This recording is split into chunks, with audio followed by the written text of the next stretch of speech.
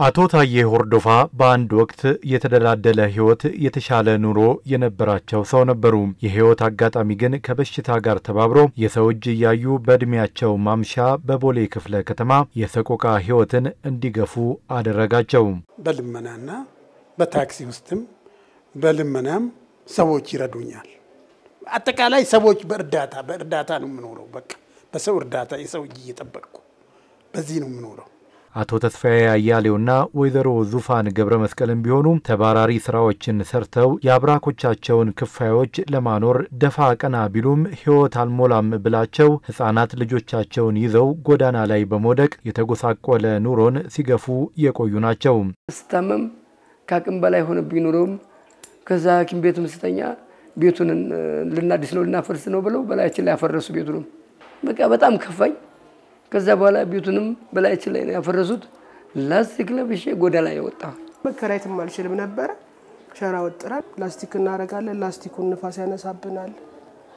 እንደገና ደግሞ ዝናብ ይገባል ፎቅ ስር ነው እና በጣም ከባድ ነው። የአዲስ አበባ ከተማ አስተዳደር የሰው ተኮር ተግባራት ዓላማ ታዲያ እነዚህን መሰል ማህበራዊ ስብራት ያጋጠማቸውን ዜጎች ህይወት ማሻሻል ነውና የከተማ አስተዳደሩ የትንሳኤ በዓልን በማስመልከት በበጎ ፍቃድ አገልግሎት ያስገነባቸውን 446 ቤቶች ለአቅመ ደካሞችና ለተለያዩ ማህበራዊ ችግሮች ለተጋለጡ ነዋሪዎች ሲያስረክብ እና አቶ ታዬም የእድሉ ተጠቃሚ ሆነዋል። ከንቲባ አዳነች አቤቤም በቦሌ ክፍለ ከተማ በመገኘት የቤቶቹን ቁልፍ ለነዋሪዎች አስተላልፈዋል።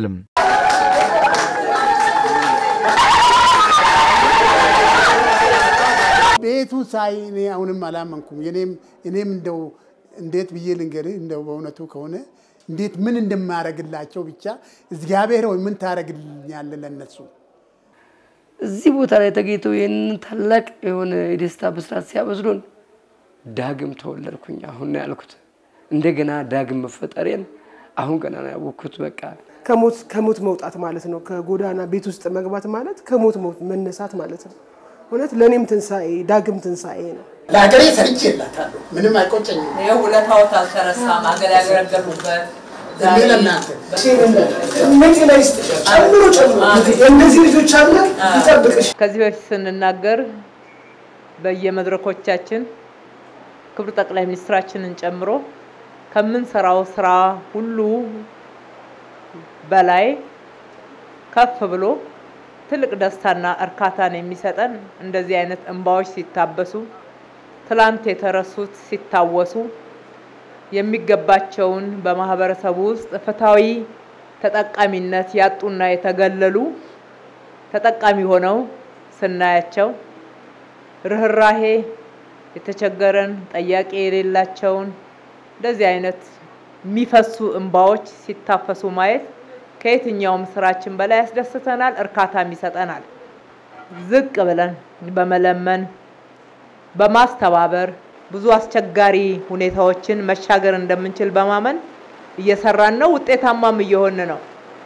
በዛሬው ዕለትም የፋሲካ በዓልን ምክንያት በማድረግ 446 ቤቶችን እናንተን ለመሰሉና እንደናንተ በብዙ መንገድ ጎጆ ዘሞባቸው ለነበሩ የከተማችን ነዋሪዎች ጎጆአቸው እንዲቃና ገመናቸው እንዲሸፈንና ንጹህ ቤት ውስጥ እንዲኖሩ የማድረግ ስራ እየሰራን ነው። ካለው ችግር አንፃር አሁንም የብዙዎችን ኑሮ ለማሻሻል መተባበር ይገባናል ያሉት ከንቲባ አዳነች አቤቤ በቤቶቹ ግንባታ ድጋፍ ላደረጉ አካላትም ምስጋና አቅርበዋል። በገቢዎች ሚኒስቴር በጉምሩክ ኮሚሽን እንዲሁም በከተማችን የውሃና ፍሳሽ ባለስልጣን አስተባባሪነት እነሱም እንደኛው ለምነው አስተባብረው ሁላቸውንም በራሴ ስም ከማንንም በላይ ደግሞ በእናንተ በተጠቃሚዎቹ ስም ከልብ ማመስገን እወዳለሁ።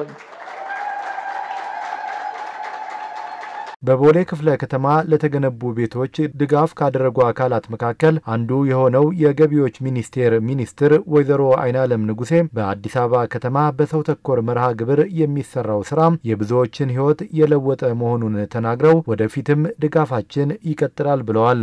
የአዲስ አበባ ከተማ አስተዳደር ባለፉት 6 የለውጥ ዓመታት በጣም በርካታ ሰው ተኮር ስራዎች እንደ እናት ያው ክብርት ከንቲባ ሴት ናቸው እናት ናቸው ጠንካራ መሪ ናቸው ሮል ሞዴል ናቸው ብዙ ትኩረት ተነፍገው የነበሩ የህብረተሰብ ክፍሎችን በጎስቋላ ህይወት ውስጥ የነበሩ እጅግ ለጤናም ለአኗኗርም አዲስ አበባን የማይመጥኑ አካባቢዎችን በመቀየር አዲስ አበባ የሀገራችን ካፒታል በብዙ እንድትታወቅ እንድትቀየር ያደረጉ ስለሆነ ለዚህ አስተዋጽኦ ያደረጉ ሁሉንም አካላት እንደ አንድ ኢትዮጵያዊ ዜጋ እጅግ ማመስገን ይፈልጋል እናንተም እንድታመሰግኗቸው ፈልጋለሁ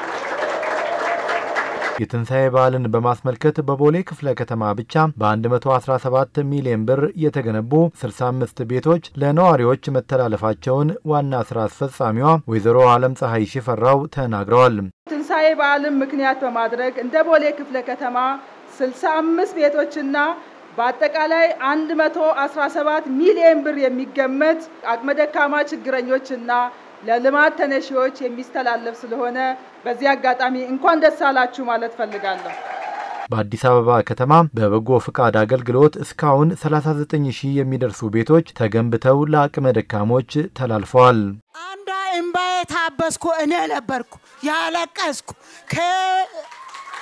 እንዳለ ወራም አሁን እንደታለፈው ቤት ውስጥ ነው ያለው አሁን ዝንጥ ብዬ ቤቴ ድረስ ሁሉ ነገር ሞልታ ነው